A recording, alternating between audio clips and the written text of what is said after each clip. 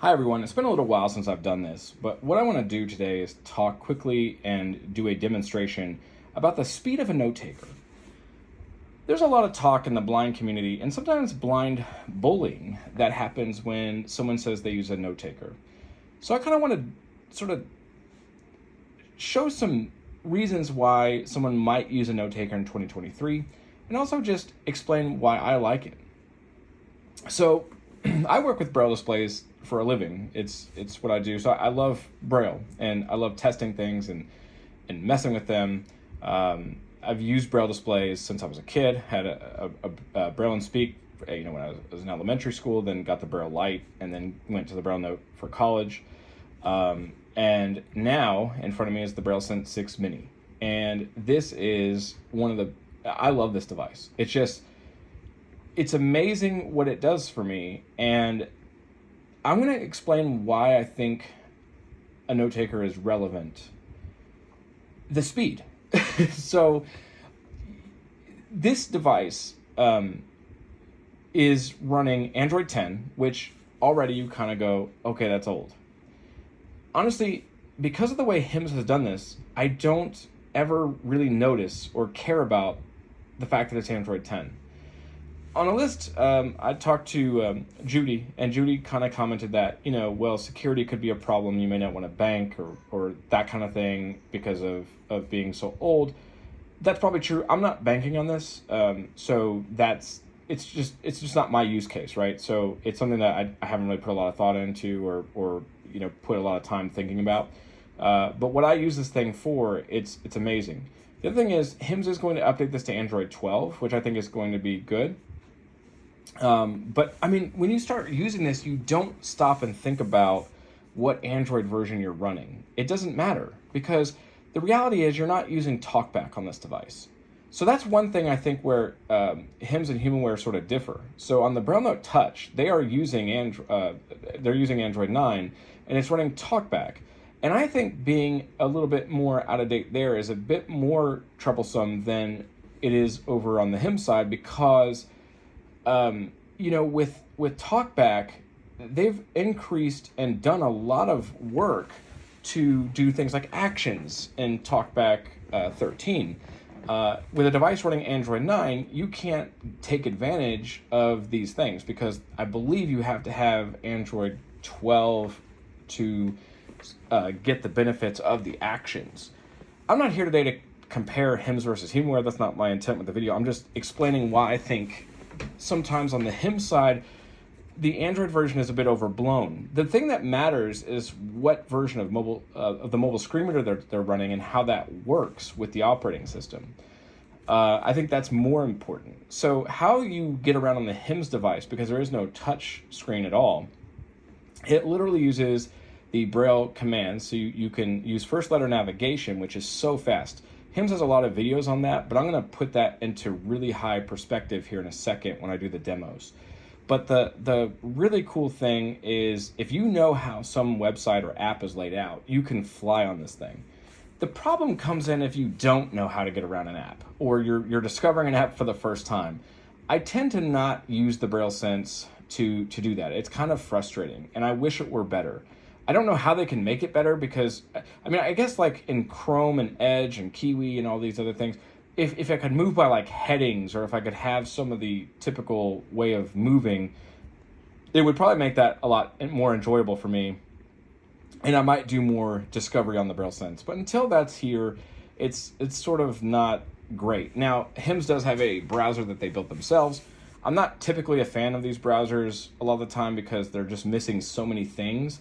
And I don't know, but it's sort of a topic I don't want to get into too much, but I have used it some, and I'm warming up to it, but there are a lot of times it frustrates me because I'll want to go out and play some audio and it doesn't play the audio, and then I have to copy that URL and go to Edge or Chrome. But it is workable. It's just, finding that user flow.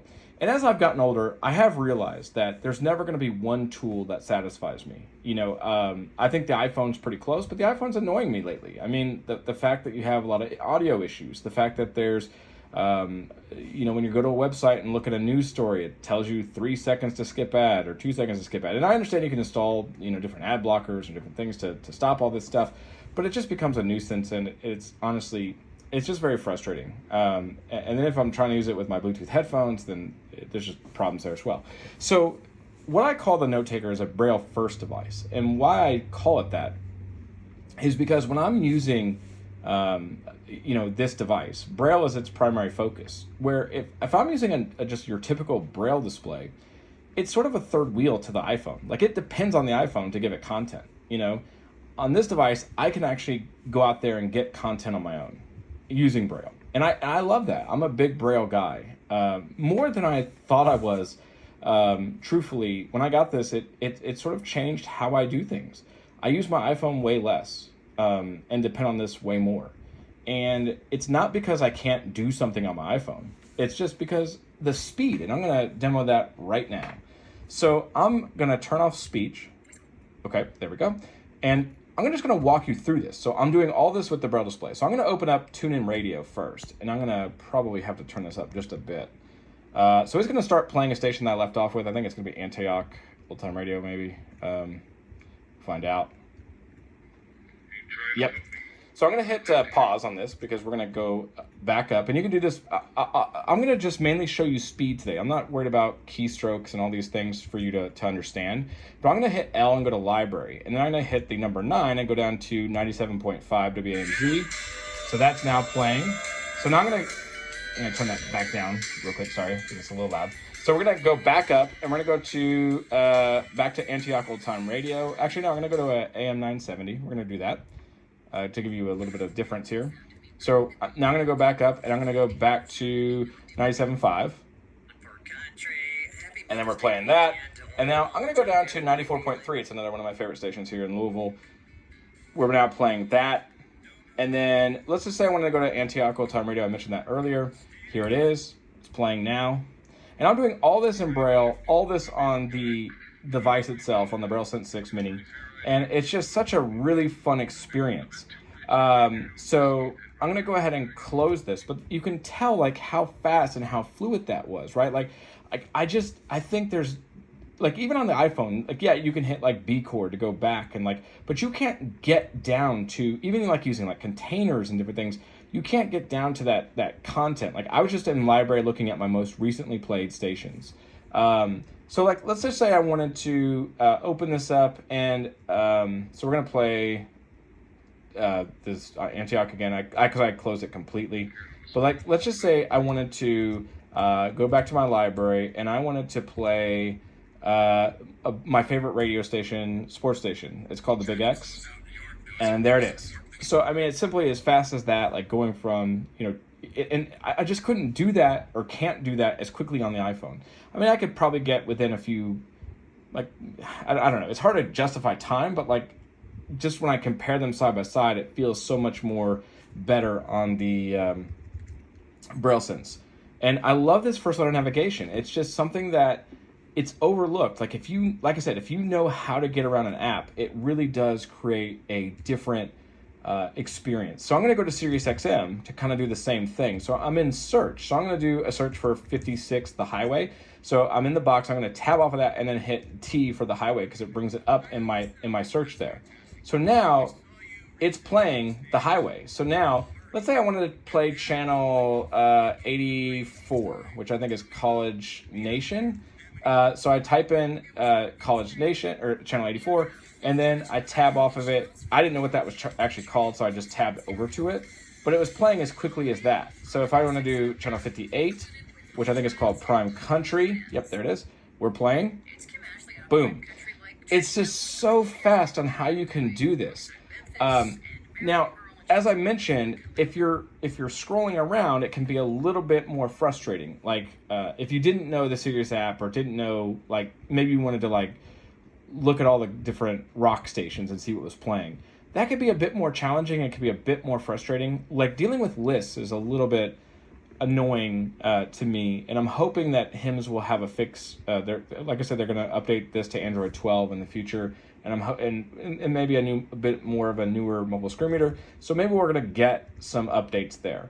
But it's really good. Like I said, for what I do with it, it's really good. I'm going to show you Apple Music real quick. So I'm going to open Apple Music, and we're in the main part of the app here. Now, I know on this screen that I'm on, I'm going to go to Library, actually. And now I'm going to hit T for TV, which brings me down to the last sort of like playlist that I have. And I'm going to go into this album called Human by Cody Johnson, and I can push track 1. So I just hit the dot 2 and go down to track 1, and now it's playing that song. There it is. So I'm going to hit Z chord. We don't need copyright or anything here. And I'm going to show you one more media app here. So I have a Bose music system. It's sort of like a Sonos system where I have some Wi-Fi speakers around the house, and it's one of my favorite because it lets you do AirPlay and casting. So if you're in a household that, well, if you have someone like myself that likes to play with iOS and Android, it's a little bit more forgiving than Sonos is. So it's the same idea that Sonos is, but it actually does account for Android device as well, which is nice. So I'm going to tap on my speaker here, and then I'm going to go to favorites. Now, one of the cool things about the BrailleSense here is that if I were looking at this on an Android or iPhone, so basically to kind of describe the screen to you, I'm on my preset list. So I have 6 presets on this. So it's kind of like a car radio. But if you're looking at it from a phone point of view, you have to actually, you get like 3 presets on your screen, and then you have to scroll to get to the 4, 5, and 6.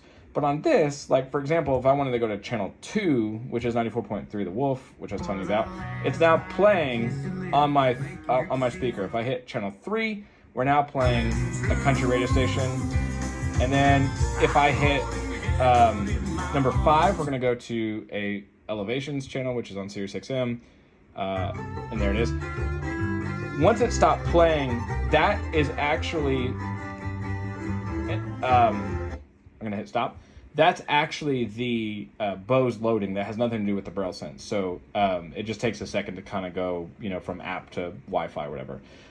So the other thing that you can do here is if you have I have about 20 stations that I've listened to recently that kind of keeps in like a recent history. So like the Phoenix Suns is here from the Sirius XM, so I can actually bring that up if I wanted. I can do searches, and it's just so fast.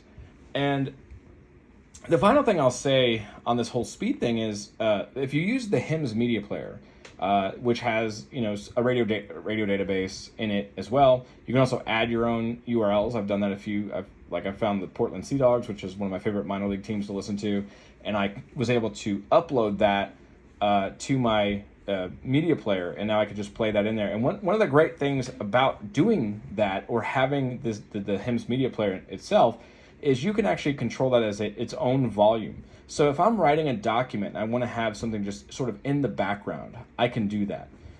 And it's really cool. And the final thing I do want to show is I'm going to show a TV channel. So I'm going to do ESPN. So I'm going to go to ESPN and press enter. And ESPN on Android is a total hot mess.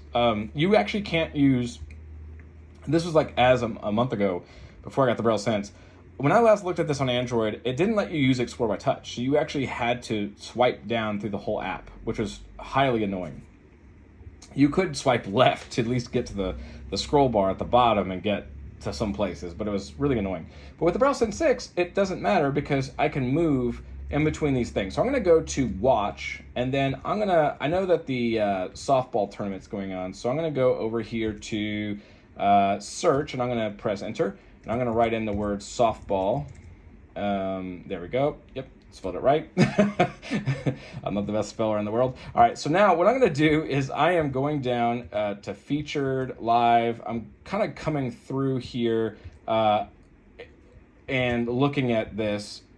So I'm going to look at live. I think that's what we want to go to. Yeah, okay.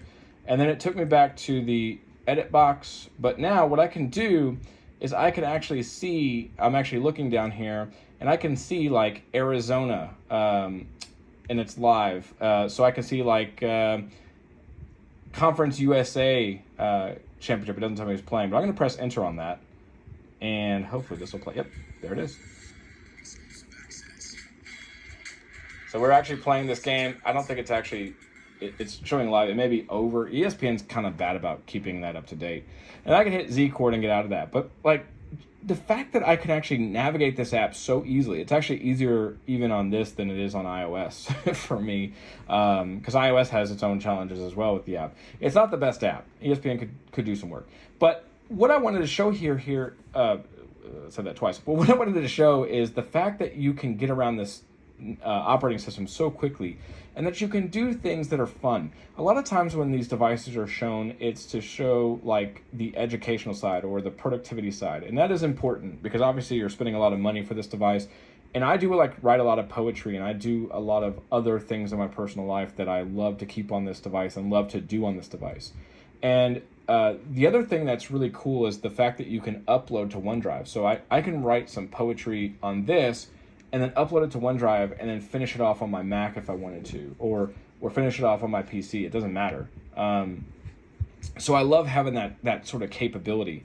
But the idea that people say that note takers are irrelevant in today's world, I just think haven't really played with these note takers. A lot has changed since that first gen Android device. Are they perfect? No. Could the hardware / software be sexier? Yes. But you have to remember, Apple has the ability to make devices and throw them away. They might make a prototype of 10,000 units and just toss that away because of a mistake or something that didn't work out right. Companies like Hims and Humanware can't do that. We are such a smaller market. It's not. When you hear that being said, it's not an excuse. It's the truth. And I think that we need to stop the bullying of these devices. Folks who use them, if they feel comfortable using them, then it's fine. Like I said, these are all things, they're tools in a toolbox. The more you know, the better off you're going to be. Could I use this device to do my job every day? I don't know. I've not really tried. I mean, I think it could help me do some of my job, but at some point I have to use Windows or Android or iOS or to answer that question, I think it's a tool in the toolbox that I could use. Would I want to do all my schoolwork on it if I put myself in that kind of situation? Like if I was going back to college, I think I could take notes on it. I think I could definitely read on it. So there are advantages to it, and I love having that extra smart ability. I mean, being able to have these Android apps and be able to do this is a lot of fun and really neat. So I just wanted to show you the speed of the note taker, and if you guys want to see more videos like this, or maybe want me to dive in depth about keystrokes or how I'm doing some of this stuff, let me know and we'll do it. So take care. Bye for now.